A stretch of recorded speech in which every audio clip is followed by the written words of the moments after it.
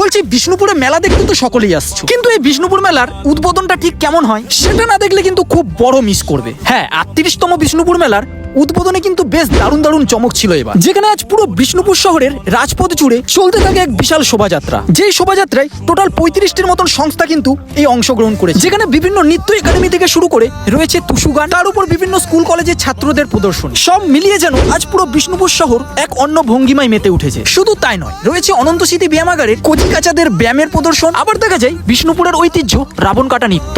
তাই বিষ্ণুপুরের এই শোভাযাত্রা সত্যিই যারা একবার দেখবে প্রত্যেক বছরই মন কেড়ে উঠবে দেখার জন্য। তবে এই শোভাযাত্রাটি শেষ হওয়ার পরেই কিন্তু সমস্ত বিষ্ণুপুরের বোনেরা তাদের নৃত্যের মাধ্যমে ফুটিয়ে তুলবে এই মেলা আঙ্গিন। আর মঞ্চসজ্জাটা দেখে তো বুঝতেই পারছো এই মঞ্চে এই কটা দিন ঠিক কি কি চমক হতে পারে। সর্বোপরি উদ্বোধনের পরেই কিন্তু শুরু হয়ে গেল বিষ্ণুপুরের থিম সঙ্গের সাথে সেই অসাধারণ নৃত্য, যা দেখার জন্য কিন্তু আজ গোটা বিষ্ণুপুরবাসী এই উদ্বোধনটি যারা মিস করেছো, আমি তো বলবো এই 6-7 দিনের মেলাটিকে কিন্তু একদম মিস করো না। তাহলে বিষ্ণুপুরবাসী ঝটপট এই রিলটিকে শেয়ার করে সকলকে একটু আমন্ত্রণ করে দাও তো।